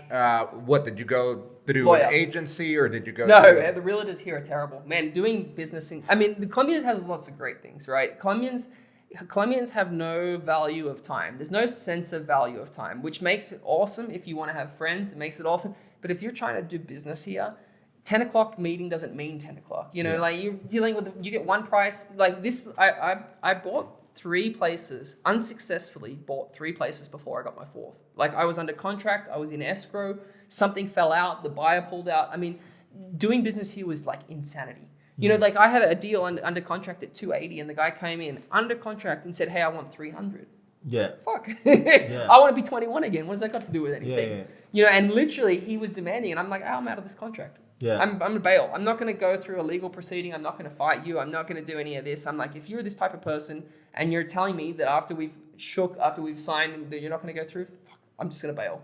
Yeah. So, you know, I ended up actually buying my apartment from another American. Again, the expat community is strong here. Mm-hmm. And I didn't go, you know, what's funny is the property that I bought has a great location. I remember seeing it for sale. I called the guy, I said, I'll give you full price. Yeah. I'm not negotiating. I'm not dicking around. I'm here. I'm a value investor, right? Yeah, I don't want to lose. I knew my real estate. This property was exactly where I want. This property's high demand. This was on the top floor. This had all of the things. I'm not looking for a discount. Yeah. You know, I'm looking on value. I know this property has value. Called him. We handshook, and 3 days later, I owned the property. I mean, like I had my lawyer. We sent a wire down. Everything went fine. Done deal. But it's just interesting that was my 3rd attempt. That was my 4th attempt actually at buying a place here. Yeah. Wow. So you learned from the first 3. You get a little better. Yeah, you get a little Well- So you said that it was like a tear down and you rebuilt. Can you tell us a little bit about? Okay, so obviously we now know that as a foreigner, it's going to be a lot different than buying a property in your own home country. Totally. Here in Colombia. The benefit is obviously the dollar to peso conversion, that you're going to get a nicer property for less than you would get in your home country, which is awesome and great, and you're going to be in an amazing location, etc. But let's say you have to do remodeling, because literally we've bought a few properties now, and we're under we're under the remodeling phase right now. You guys were so optimistic when you bought it. And optimistic. It's turned from a good.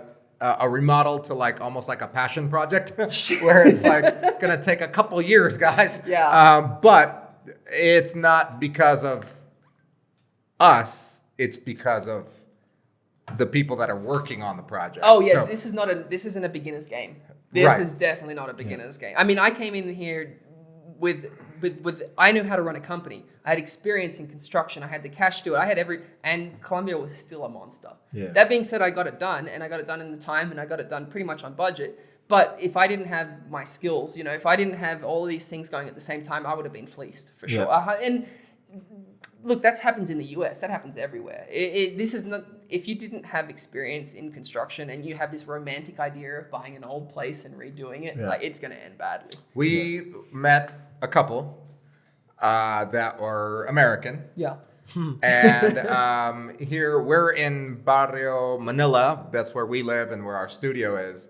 And near here, they bought this 3-story house. It's an old house. It's like an old building style. You know, you've seen the houses here. They're like, here the zoning is that you can't go above 5 stories without special zoning permits. So they bought the property. They were an older couple, and they bought this building, and their dream was to create the first floor would be like for programming and classes for programming, etc. The second floor is where they're going to live. The third floor is going to be like a dance studio, dancing studio for their daughter or whatever it was. They spent a lot of money. I'm already scared. Yeah, Without, exactly. without even knowing any more of these details, you've just raised like every single red flag at the same time. They used a Colombian realtor to do this and buy the property. And everything was going okay when they bought it. They bought the property, but then came the construction. And they wanted to add that fourth floor, like a fourth floor terrace type thing. So they needed, or they were told, I don't know how true this was, but they were told that they need strong foundations. So they needed to rip everything out and put these giant poles in. That's believable. It's believable, Yeah. right? Every so time far, you go, so every good. time you go up a story, there's a So lot far, more. so good. There's a lot more. So far, so structural strength. good. But then more issues started to come in. Of course, Like it's not designed. the foundation, Yep. so they were being gouged money left Yep. and right. They didn't speak Spanish. Yep. They had zero experience in buying a property, let alone a 5-story building. Well, a at least four- buying four-story property here, building. we don't know their Oh, you know, in background. fairness, Well, like a in 4-story fairness, building. I have a lot of experience in that. I wouldn't have confidence based on what you're telling me. I wouldn't touch that project. Like I don't have enough experience to do what you're talking about. Exactly. Imagine I like have a- enough experience to remodel a 2-bedroom apartment. Yeah. I have enough experience to replace a kitchen. I do not have enough experience to make judgments on whether the foundation's strong enough to go from 3 stories to 4 Yeah, stories. yeah. So imagine that's like a couple, an older couple that their experience or their careers were like in teaching and education, and they had this life savings, and they poured it into this project with pie in the skies dreams. Granted that if it did come to fruition, that property would be worth I mean, it's in a prime location between in an area that's Yeah. high tourist location, but they ended up having to give that property up. Yeah, of They course. lost a ton of Yeah, money. of course. So I think the moral of the story there, because we saw it live, literally it was across from our first office that we had. I don't know if you ever went there. Yeah, the Not this one over here by Ihamia, but the one down the street. okay. Yeah. So anyway, we had that firsthand experience of watching this unfold and them losing a ton of money and then It's sad. losing the property. Oh, yeah. Super sad situation. But it kind of goes to what you were saying is that Colombia is not one of those places where just because you have $100,000, not just because you have $500,000, you want to come in here and say, I'm going to start a terrible. boutique hostel. Because That's actually the funniest. So I've had a couple of friends come over from this. So what's interesting is in this 2 years of living here, I would say I've had no less than 30 people visit me. Okay. Now, when I was living in Las Vegas, I previously lived in San Diego. That's a 6-hour drive. In a year of living there, I probably had 5 friends. I got more friends visiting me visiting me from around the world in Medellin than I had visiting me from when I was because living in Las Vegas. $1,000 here can spread a lot more. It goes a than lot more, going- but yeah, it's a yeah. more interesting location. It's Yeah. I don't know. So it's interesting. But everybody comes over and they're like, "Oh, I want to start a business here," and I'm like, "No, you got this backwards, man. Yeah. You want to make American money and you want Yeah, to live come in here, Colombia. yeah. You That's do not such a want good point. You That's just- a great point because I get these questions all the time. And I see these questions all the time also on the gringo groups, the Colombia expats group, the travel and whatever information groups on Facebook or whatever Reddit discussion board or whatever it is. You'll see a question and it'll always pop up. It's like, hey, I've got a degree in this and I've got a degree in that and I can teach this and I can do this. What is my possibility of coming to Colombia and living in Colombia all day, comfortably? all the time. Yeah, but getting a job locally? No, that's a terrible idea. That's like the worst Exactly. idea. If you wanted to make a difference, right? That's if like you wanted going to, backwards in total life, right? backwards, right? So if this is the other thing too. People are like, well, this is my passion. Here, go work in America, right? Make your $10 an hour. Do something remote. Then when you want to do passion, volunteer here. Yeah. Volunteer teach, right? Go do something that gives you passion. Don't but come to make money. Don't come to make money, right? Like you can do it. That being said, there are some people, if you're a savvy businessman, it's not impossible. But the thing is, it's just easier in the US. Yeah. No question about it, hands down. I could make money in Colombia if I needed to. If the gun to my head needed to make money, I could figure out how to make it. But you can also be a seasoned worker. You can be a seasonal worker, like working at a resort in the way US easier. or Canada. Because I thought about that. You could If teach all else English. failed You could here- teach English Yeah, online to yeah. kids in China and have a fantastic life here, a lot easier than being a local school teacher. Because I thought about on that. I was like, minimum wage. in my hard times here, because I went that route. I went the don't do it route, right? I went the don't do that, and I did it. Yeah. So I know what you're talking about, but I thought I'm never going back to Canada to work in the corporate world. Oh, that's the in worst. marketing. It would have been like a death wish. Yeah, to me. yeah. So in my head, I'm like, well, wait a second. that's not going to be my fallback plan. My fallback plan, and I was, very high level in fishing, right? My thing was I was going to go to the warmer parts of Canada, and I was going to guide fishing tours all day. Get on a boat, guide fishing tours for 4 months. Yep. Make a shit ton of money, and then come live here. That's a good life. Like, that's better. That's a lot better That's life. at least you're doing. You're like Yeah. 8 months off of the year. Exactly, You're exactly. happy. You're not Yeah. stressed. Like no, I have to say, out of the worst deal that I took in America was corporate America. I did 3 years of corporate America. I was working as an engineer. I worked my way up. By the time I was left, I was on a 6-figure salary. That was the worst decision. I mean, great experience, but that was the worst, most unsatisfying, most circular job I've ever done. That if I had stayed in it, would have made me miserable.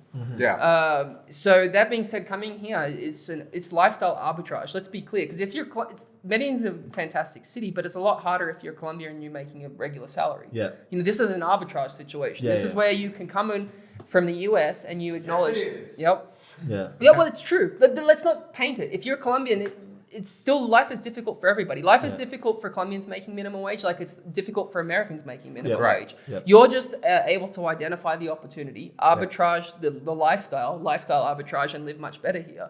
But yeah, I do see that constantly people think they come down to Colombia like, hey, we can run a business. And you're like, no, come to Colombia to live. Yeah. Come to Come to Colombia to make a Colombia. difference. Come to Colombia to be a teacher and help the world and do all these things that you wanted to do in life that maybe you couldn't. Not to make your fortune. But you left one of the richest countries in the world to come work in one of the much poorer. Like that's backwards. That doesn't make any sense. That being said, that's an amazing point, and I'm glad that you said that. Let's say that I'm a foreigner, no You matter are a where. foreigner. Let's say that I were living somewhere else, and I have some money, and I want to invest and buy a property. This is a question for both of you because we have some properties here in Colombia, and we've gone through this trials and tribulations, and you have too. Yeah. So I'll start with you first, David. What would be your advice? What would be the first thing that you would do? Like the other ones, chill. Chill. Chill out. Step one with anytime you're investing in stock, anytime you're investing in real estate, anytime you're investing in anything, if there's a sense of urgency, I would say that the probability of you losing money, especially if you don't have high. experience, is Yep. much greater than Okay, you so making chill. money. So chill, Chill, and then what? research. And- Research. oh, okay. So no, Alright. so this is the step. That's the that No, was but the this is answer I part was of the looking chill, because you can't research when you're not chill. If Exactly. you're certain that you're losing money every day, that you're not investing right, then your Yeah. judgment's already clouded. So how do you start the research phase? Granted that, for example, you're not fluent in Spanish. So, Oh, fuck you. well, you're not like a Más native, menos, ¿por qué? but you're not like a Yeah, it's native true. speaker. That's Let's say, true. and when you got here, No, it was your, not that your great. level of Spanish was not what it is No, now. it's a lot better now. And you didn't know the slang, you didn't know the Yeah. terms that they use here, which is different than what they would use in Mexico, Sure. what they would use in Southern California, Hey, even. But yeah, exactly. So even like technical terms for real estate Sure. and all that stuff. So how would someone start the research process for real estate? Living here or remotely?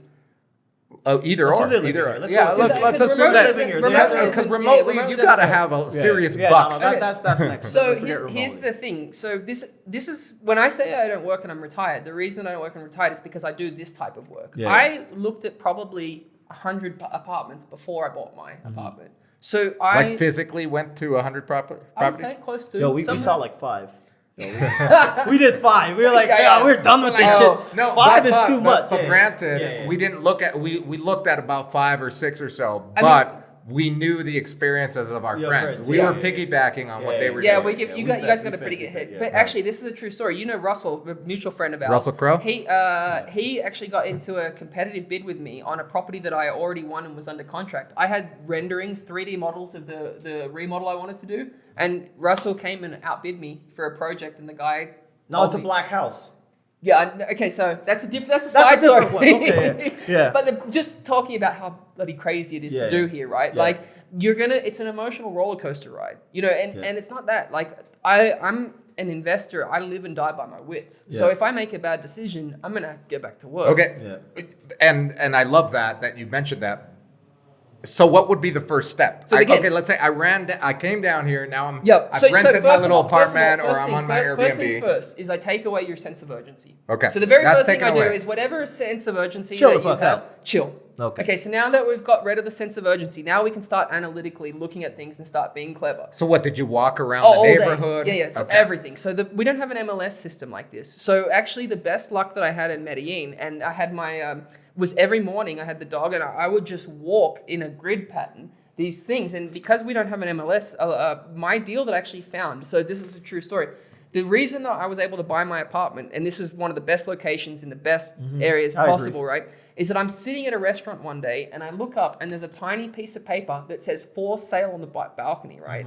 And it turns out that the wife wanted to sell the apartment. The husband didn't want to sell the apartment. So the husband did the most half-assed attempt. A little small sign. She won't notice it. And so, of course, She'll be happy, but nobody else will see it. of course, she put a number on there. And so I called, I looked at the apartment, and she gave me a tour. I'm buying this one. You know, by that time, I was deep enough. I'd looked at the apartments. I knew. But the thing is that whenever you're buying a place, you're going to think that this is a deal that you'll never get again. Every real estate buyer ever, it doesn't matter how shitty it is, they're like, oh, I can't. Once in a lifetime. I can't pass down this once. It's not. It's not a once in a lifetime. No, unless you've literally watched 5 once in a lifetime deals slip through your fingers. Like I can promise you, it's not. So that's a great point. Walking around, making your own, grid map basically, and figuring out what is for sale, how much is it going for. Joel, same question to you.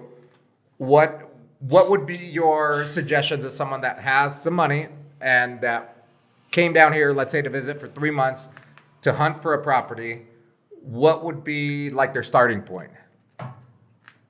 Well, I agree with David's chill out, because if you think about it, and you talk about wit, instinct, observation, research. I was in research. Yeah. Observational research, right? Before we bought, we've been doing observational research for nearly 7 years. Yeah, absolutely. Right? So our level of, we invest in Manila. Yeah, right? which we is invest great, in Manila. you can't Exactly. get a better name, but that's a fantastic We wanted to name. live here before we wanted to invest. We're like, I it'd would be live in great to- Manila. I would Exactly, happily live in right? Manila, yeah. So it's a lot of things together. It's like so much information that we did is observational, right? We watched the transformation of one little restaurant to turn to 10 on a street. We watched a little coffee shop where we were the only ones in there turn to being full. And we're like, there's something going on here. It's easy right? to see. And so it's not that somebody came to us and said, hey, Joel, hey, Andrew, I heard of this little area called Manila that is going to be big. Yeah. We knew and we felt it. So back to Andrew's question is that you in a month probably won't have the real information yet. You won't understand it yet. So you need to find somebody, hopefully a foreigner. And that's where these groups, I'm not a big fan of Gringo Paisa and all these groups because I find it just like a negative place. That's just pretty toxic. negativity. I actually don't know much about those. I mean, I see those, but all the friends that I've made have been through real stuff. Exactly. Hanging out at bars, drinking with you Exactly. guys, going out on the weekends to thinkers, by playing soccer, by doing these other things. I don't think I've gotten any. But that's the thing. Most people will jump on to social media groups, right? Looking for information. They might ask a really sensible question and get trolled on and be like, people here suck because they're just negative. But if you can go to a coffee shop, I would say before, because people are like, I want to move to Medellin. I heard it's nice. I was like, I even had this discussion with my family, right? They're like, well, my dad, right? My dad's like, your mom would want to go there and blah, blah. I go, how do you know she want to go there? I said I like it. Yeah. I go, you need to come here Amen. and see if you like it. Yeah. Because I like it and I talk so highly of it, the energy, the vibe that you feel might not be the vibe that I feel, right? And so I think even if the place is so perfect, if you're a real estate investor and you don't give a shit about the emotion of the place and this and that, and you've got good people in your network that can advise you, great. But I think if you're making a purchase and you're not like a multi-millionaire, but you want to put some money down, I would say the most important thing is to speak to people that actually know, and not even one person, multiple people. Oh, and I did that multiple too. people. That's a great advice. Yeah. And now keeping in mind, when I bought my place, I probably talked to at least 10 other expats that had gone through this whole process. Yeah. Shiv was instrumental. The owner of the Tiger Hostel was instrumental in helping me. Who else? I wonder who I got Drew Crawford who got me my lawyer connection. Fantastic lawyer that worked out really well. And then the other part to that, right, is that location. Location, Number one in business rules. Well, you did it right. I did it right. You can't get it. I couldn't, but there just doesn't exist a better location than my location. That's true. If not, you could find a better apartment, a bigger apartment. But with that being said, he says location. If a foreigner came here, right, and they saw a nice property, a penthouse in, let's call it Laureles, right? So they rent this Laureles, they go to a cafe, and they're around a bunch of Laureles lovers, right? Because they love Laureles. right? That could be their location. But if they've never been to Oh, yeah, they Manila, don't and if they understand. don't know about the difference between Yeah. what Manila and Poblado is in comparison to Laureles, Sabaneta, Yeah. and Vigado, like as you were saying, you follow the trends, you follow the tourists, you follow the money, right? We know that. We know Manila is a little part of Poblado. Poblado has El Tesoro Yeah, area. sure. There's Oh, all that's over. that's a big And circle. people throw around the word Poblado, buying Poblado, where the tourists are, but No. Poblado's huge. That's a big difference. Exactly. And even 3 blocks from my location was a big difference. Yeah. I mean, my location's great, right? Yeah. But go 3 blocks the other way, it's still decent, but it's not nearly as nice. It's not nearly as nice Here- as where I am. here's another thing, and Andrew, it was a really good question.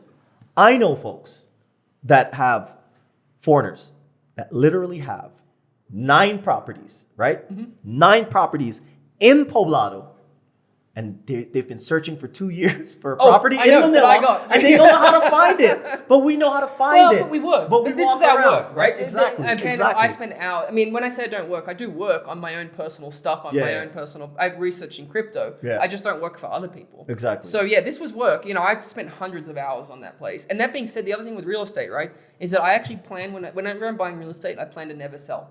Yeah. So I'm thinking because of the capital gains tax, because of the opportunities. If you understand real estate well, you know, in a worst case scenario, I would leverage. You know, let's Yeah. say I get into some financial strife, I'd go get another loan on a property Mm-hmm. or something like that. But really, real estate as an investment, if Yeah. you're doing it right, the best way to do it is to never sell. I Never don't pay, sell, yeah. I got properties in San Diego because I bought them 8 years ago. My property tax is half of what my neighbors are. Right. Yeah. Yeah. Right? Like if I sell that, whoever the new guy is going to pay twice as much property tax. Yeah, yeah. So- you locked in. Yeah, I locked in. I have another question for both of you. You mentioned that you have an ex-wife and Yes. she was Venezuelan. So you are single now here? Yes. Well, no, I've got a girlfriend now. Oh, you have a Very girlfriend now recently. here. Yeah, very recently. Very recently. And how did you meet her? I think Tinder. You Tinder. So I mean, the girl that This is was the just first here, time I met saw her. David bit his lip in the first Well, this no, is you an hour guys and a half. caught me You off bit your guard. lip. I You was caught like, him oh, off shit. guard. Okay. Okay. I The was girl like, that This was is a just- timestamp. I was girl like, that was man, just here, I met on Tinder. I mean, it's not a bad thing. Well, no, that's how it started, right? Well, we were friends. We've been friends for a lot before that. So just so recently. Tinder. So you were swiping and you struck up a conversation, met up. And kept everything fairly casual, and then things over time progressed, and then recently that's become more serious, which I'm pretty happy about. Okay, good. Yeah. Good stuff. Yeah, and how did you see, or what's your opinion, I guess, on Colombian women compared to Australian American women? Venezuelan. Venezuelan, because you were. Oh, no, I mean, look, it was more of a personality mismatch. I got nothing bad to say about. I mean, the other thing is you learn everything. When you deal with shitty people, you get out of a shitty relationship. You go, that person is terrible. But I've been really fortunate in business and love, and the people that I have not matched with haven't been bad people. Yeah. But nothing bad. They just haven't been a compatible match. So Yeah. that being said, the women in Colombia are as beautiful as anywhere in the world. Probably more beautiful. You know, that's actually a funny story. A side note: we were hanging out at dinner. Was it last week? Yeah.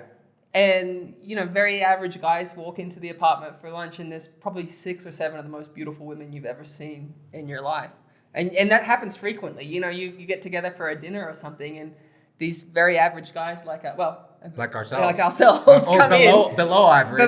Very Yo, low average. wait, hold on. they can speak for their goddamn self. I ain't no below Yeah, yeah, average. yeah. Oh, we're David- all. David- Let's just, hey, man, wait, you just said you you're roll. 40. Yeah. You roll. Well, let me just Hey. put this into perspective. Okay, let's just put this in perspective. Below average, average, and above average. Fucking Okay, let's go with that. Yeah, like no one's let's use ever that. asked me if I've ever gotten a nose job, and nobody's ever asked me if I do model work. No, like no, out of the blue, that like never a happens to me. stranger. That never happens. Yeah, that's Never, your no average. stranger. Welcome to the average.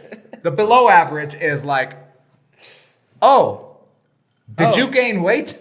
No, wait. Oh, I you go should to be on hey, radio. hey. Oh, you've got a face made for radio. Yeah. That's the below average. No, I mean, you know you're above average when you're like an Ihamia and people walk in and you're like, God Hello. damn. No, I mean like other dudes. I'm talking about like from a dude perspective.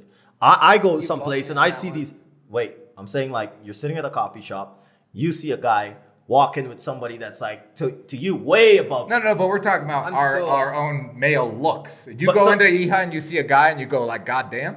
No, goddamn, like, how did he's pulling that. He's fake. Oh, Do you understand what I'm saying? that's where I Dude, was that- lost. that's what I'm saying. That's Right, something right. that happens constantly here. Yeah. Right, Constantly right. here, So you'll see the most. You like, gorgeous- am I fucking ugly or something? Because look at Well, this guy. that happens and you every- compare. So exactly, you're above a lot Yeah. of averages that you see pulling. Well, all the beautiful time. The women. women Yeah, are exactly. absolutely gorgeous and they're cool as hell. And many times you go out for dinner or something and you just look around the table and you think, I've traveled around the world. I've never sat down at a table like this Right. before. Yeah. I'm But very- yeah, I'm a firm believer because obviously I've had to live in this contraption of a body for 39 years, and I'm a firm believer that women are much more attracted to personality, Yeah. charisma, Yeah. the way you carry yourself. Yeah. Now the new millennials, I've found out through my research that they have like this saying of like, oh, he's got big dick swag. Oh, on and I'm Facebook. like, yeah, I'm like big dick swag. swag. So apparently Big I dick have energy. big dick swag.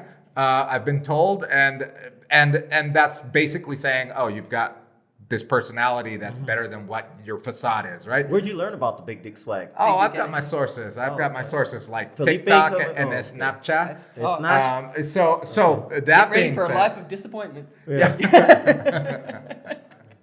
so that being said, obviously personality carries you a long way here. You have a horrible personality. How'd you? Terrible personality, How'd you- but how gorgeous did- girls. How did Yeah. you pull these I gorgeous know. girls? I ask myself the same thing every single. I would ask myself the same thing about all of us. If there's one thing every time I go out to dinner, you go, "What the hell is happening here?" Yeah, I've What brought table some of girls there. unextraordinary gentlemen? Yes, Like, an what's going on? extraordinary gentlemen Yeah. and extraordinary women. Absolutely, constantly. So Medellin is kind of a place where you can come, live, and not only if you are a single male, you can, and you have some money, you can invest, you can buy property, you can do all, live a pretty good life. But on top of that, you could actually pull a girl or two. Oh, Yeah. yeah. Yeah. So my closing questions to both of you would be, if you had advice for someone that wanted to visit Colombia and with the prospect of maybe moving here and doing business, whether it was real estate, whether it was cryptocurrency, whether it was a digital nomad, what would your advice be based on safety and livability? Wait for the quarantine there. It's going to be next year, right? Like, nothing's going to happen this year. And even the start of next year is going to be rough. Wait for things to get back to normal. So don't rush over here. It's not a fun place to live right now. Yeah. The honest truth, I don't think anywhere. The other thing, I don't feel too much FOMO because everywhere is not a fun place to live Yeah. right now. My friends in the US aren't having a good time. Australia's not having a good. It's all pretty miserable right now. It's not unsafe. It's just boring. Mexico sounds pretty good right now. Pretty okay. I've Better talked- than Colombia, but not good. No, Yeah, I've but their talked to beaches Nate. are still closed. Yeah, No. better, not good. That's what I heard. That's not what I heard. I they did reopened. hear that Mexico's better. I heard Yeah, but- Mexico's one of the few countries that's better. Yeah. Yeah. They just don't care. They're one of the only countries that are fully open. Yeah. For So what flights. about you, Joel? What would you advise someone that wants to come out here, let's say after the quarantine and stuff, and establish a life, or has the idea of trying to establish a Okay, life here? number one tip for anybody trying to establish a life outside of, call it a developed nation, G7, G, whatever they call them right now, is go offering something and establish something financially, cash flow, whether it's business, whatever. Cash flow is really important. Don't go looking for your cash flow Oh, here yeah, yeah. or whatever. No, find your Establish cash flow. whether it's a translation job you have online that you work 2 hours a day and you Yep. make $30 an hour. Like even at your $30 an hour doing a translation and you work 3 hours a day from your computer, crushing you it. can be crushing it. Yeah. So don't come here looking for the future. Think about your future before you get here. Figure out how you're going to make that US or Canadian or Euro before again, even with the most minimal hours, and then come here and you can be comfortably invest, do a lot of other things. Maybe not invest because everything is cash, but you can live very comfortably and have a great life. Don't come here looking for that That's answer. true. No, come here looking for lifestyle. Come here Yeah, looking look for for it. happiness. Come here looking for balance and health. Yeah. Have the other don't come here formula looking set. for money. Exactly, Yeah. Go exactly. to the US, look for money. Come You- here looking for lifestyle. What about you? My number one thing for anybody Download Tinder? well, okay. Well, if we're talking about women, is download Tinder or Bumble. Bumble has been blowing up right now, so I've been using Bumble. I've been doing some case studies on Tinder. You guys saw one. been doing some research. You guys just met one. So, I've been doing some research there, but the number one thing is that you got to learn some sort of Spanish. Oh, yeah, you gotta speak Spanish. You got to have some sort of a baseline with Spanish, even if it's just conversational. Hold on. That being said, I've had 3 friends move to Medellin, and you guys have met them, and they've made zero effort to learn Spanish. But they've got money. Well, yeah, no, so Where that being they can said, pay for but they're assistance. also dealing with different types of relationships. Right. I mean, my relationships are deep. I trust the people. Yeah. Right. If you wanted to come and have a great time in Medellin and live the good life, live Yeah, the party yeah, life yeah. or whatever, you could probably find other people to match that Yeah. one. I mean, that's Exactly. not me. That's not Yeah. what I do. Yeah. But if there are lots of gringos here that don't know, But if you Spanish, do want to come down here and You wanna live a establish good life and business live- or yeah. buy a property, you probably should know some Spanish. I mean, well, not it's only that, probably- the types of girls that are after your money are probably the types of girls you don't want to hang out with. Yeah. Right, exactly. Like, there's going to be girls. Having money is a great advantage, but it shouldn't be the determining factor. Yeah, like that should relationship, definitely be yeah. made. That should be like saying being a little taller, right? Like all those Yeah. things should help, but that shouldn't be the reason Yeah, that exactly. you're doing well. Yeah. Yeah, just work on that big dick swag. Big Big Dick Dick Swag. Swag. Big Thank That's you the name guys. of this episode. Big Dick Swag Yeah, with, so- with well, I said Richard. So I Hay. want to Oh thank my you God. guys for those of you that joined us live. Thank you for the comments, the questions, the likes, the shares. We see all of that, and I think that's great.